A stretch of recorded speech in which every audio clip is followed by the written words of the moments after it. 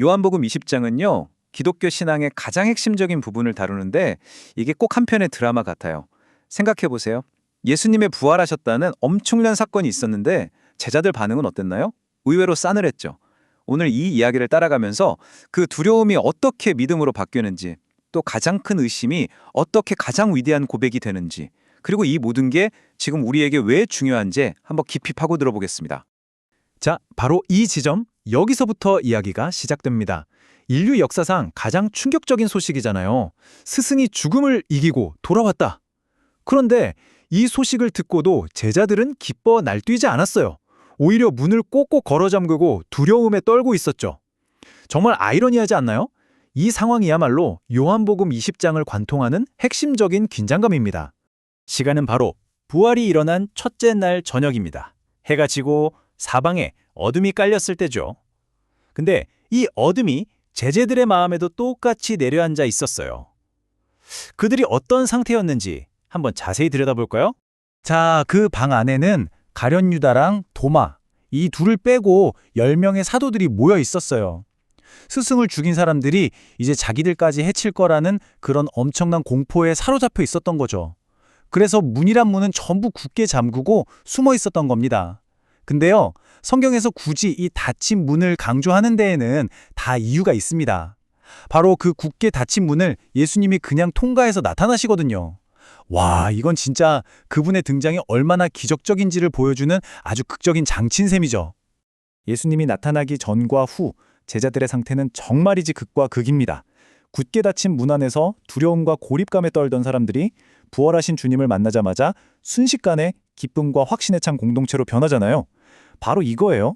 공포를 평화로 바꾸는 것. 이게 바로 부활하신 그리스도가 가져온 첫 번째 기적이었습니다. 예수님의 첫마디, 바로 너희에게 평강이 있을지어다 였습니다. 히브리어로는 샬롬이죠. 근데 이게 그냥 안녕? 하고 건네는 가벼운 인사가 절대 아니에요. 많은 역자들이 말하길 이건 예수님이 십자가에 달리시기 전에 내가 너희에게 평안을 주겠다고 약속하셨던 바로 그 평화라는 겁니다. 세상이 주는 것과는 차원이 다른 하나님과의 관계가 완전히 회복되면서 오는 그런 궁극적인 평안 말이죠. 그러니까 다 이루었다는 십자가의 선언과 짝을 이루는 구원이 완성되었다는 위대한 선포였던 거예요. 예수님은 무슨 유령이나 환상이 아니었습니다.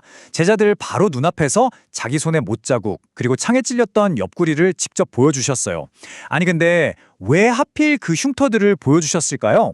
그건 바로 나다, 너희를 위해 십자가에서 고난받았던 바로 그 스승이다 라는 걸 확실하게 보여주기 위해서였어요.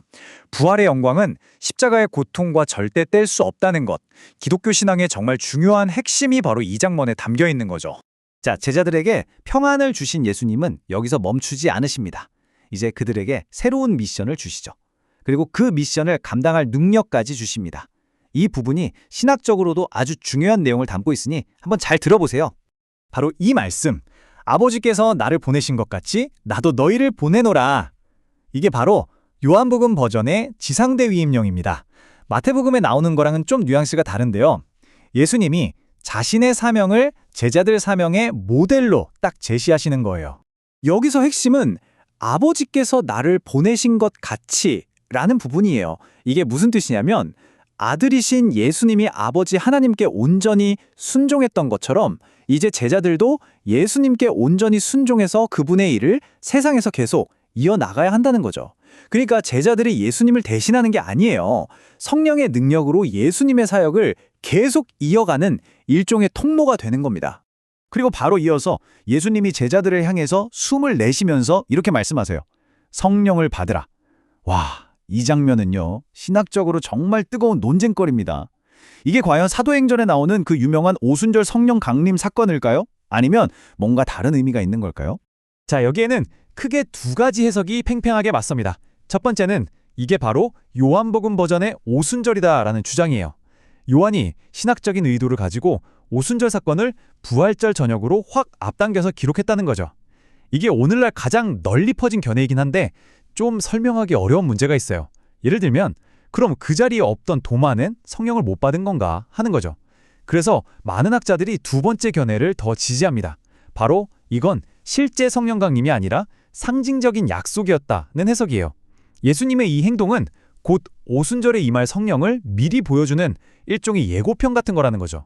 이 해석이 사도행전의 기록과도 잘 맞고 제자들의 그 이후 행동도 더 자연스럽게 설명이 됩니다. 자, 이제 이야기의 스포트라이트는 그 자리에 없었던 단 한 사람, 바로 도마에게로 옮겨갑니다. 우리는 보통 의심 많은 도마라고 쉽게 부르잖아요. 하지만 그의 이야기는 그냥 의심에서 끝나는 게 아니에요. 가장 큰 회의론자가 어떻게 가장 위대한 신앙 고백을 하게 되는지 그 극적인 여정을 보여줍니다. 다른 제자들이 전부 우리 주님 봤어! 라고 증언하는데도 도마는 아주 단호하게 말합니다. 나는 못 믿겠다. 그는 뜬 소문이 아니라 내 손으로 직접 만지고 확인해 볼 수 있는 그런 물리적인 증거를 원했던 거예요. 어쩌면 섣부른 희망에 상처받고 싶지 않았던 지극히 현실적인 사람이었을지도 모르죠. 여러분은 어떻게 생각하세요? 믿음이라는 게 과연 어디까지 증거를 요구할 수 있을까요? 도마의 이 한마디는 부활신앙의 본질에 대해 아주 중요한 질문을 던지고 있습니다. 그런데 놀랍게도 예수님이 바로 나타나지 않으세요. 무려 8일, 그러니까 꼬박 일주일이라는 시간이 흐릅니다. 상상해 보세요. 그 일주일 동안 도마의 마음이 어땠을까요? 다른 제자들의 흥분된 증언과 자기 안의 차가운 의심 사이에서 엄청나게 고뇌했을 겁니다. 그리고 마침내 정확히 일주일 뒤 다음 일요일에 예수님이 다시 나타나십니다. 이번에는 도마가 있는 바로 그 자리에 말이죠. 더 놀라운 건 예수님이 도마가 했던 말을 정확하게 기억하고 계셨다는 거예요. 내 손가락을 이리 내밀어 내 손을 보고 내 손을 내밀어 내 옆구리에 넣어보아라. 이 말을 듣는 순간 도마의 그 모든 의심은 그냥 눈 녹듯이 사라져버립니다. 그리고 그의 입에서 신약 성경 전체를 통틀어 가장 위대한 신앙 고백 중 하나가 터져나오죠. 나의 주님이시요 나의 하나님이시니이다. 자, 여기서 아주 중요한 포인트가 있습니다. 많은 학자들이 강조하는데요. 이 말은 그냥 너무 놀라서 어이쿠 맙소사 하고 내뱉는 그런 감탄사가 절대 아니라는 거예요. 이건 예수님을 직접 부르는 표현, 그러니까 예수님, 당신은 바로 저의 주님이시고 저의 하나님이십니다 라고 선포하는 완전한 신앙 고백입니다. 가장 완고했던 회의론자의 입에서 예수님의 신성에 대한 가장 위대한 고백이 터져나온 정말 감격적인 순간이죠. 도마의 이 엄청난 고백이 끝나자마자 갑자기 저자인 요한이 마치 영화에서 카메라를 정면으로 보고 관객에게 말하듯이 우리 독자들에게 직접 말을 걸어옵니다. 자기가 도대체 왜 이 책을 썼는지 그 궁극적인 목적을 아주 명확하게 밝히는 거죠. 요한은 이렇게 말해요. 사실 예수님이 행하신 표적은 여기에 기록된 것보다 훨씬 더 많다. 이게 무슨 말이겠어요? 이 책은 예수님의 일대기를 전부 기록한 위인전이 아니라는 겁니다. 이건 독자들을 믿음이라는 단 하나의 목표로 이끌기 위해서 수많은 표적들 중에서 저자가 신중하게 고르고 배열한 일종의 큐레이션된 기록이라는 거죠. 그래서 요한복음 정체의 목적은 이 세 단계로 딱 요약할 수 있습니다. 첫째, 이 표적들을 기록한다. 둘째, 이 기록을 읽는 당신들이 예수가 바로 하나님의 아들, 그리스도이심을 믿게 한다. 그리고 마지막 셋째, 그 믿음을 통해서 영원한 생명을 얻게 한다. 이것이 바로 요한이 이 복음서를 쓴 이유인 겁니다. 도마의 고백에 이뤄서 예수님이 이런 말씀을 하십니다. 보지 못하고 믿는 자들은 복되도다. 이 축복은요, 도마처럼 직접 예수님을 본 사람들을 넘어서 그 이후의 모든 시대를 살아갈 사람들, 그러니까 바로 이 이야기를 듣고 있는 우리 모두에게 주시는 말씀이에요. 우리의 믿음은 눈으로 직접 보는 증거가 아니라 이렇게 기록된 말씀을 통해서 세워지기 때문이죠. 그래서 이 이야기는 마지막으로 우리 각자에게 이런 질문을 던집니다. 우리는 도마처럼 예수님의 상처를 직접 만져볼 수는 없어요. 하지만 그의 의심과 그 위대한 고백이 담긴 이 이야기를 기록된 말씀으로 가지고 있죠. 그렇다면 오늘을 살아가는 우리는 보지 않고도 무엇을 믿도록, 그리고 어떻게 믿도록 부름받고 있는 걸까요? 이것이 바로 요한복음 20장이 시대를 넘어 우리에게 계속해서 던지는 깊은 울림이 아닐까 싶습니다.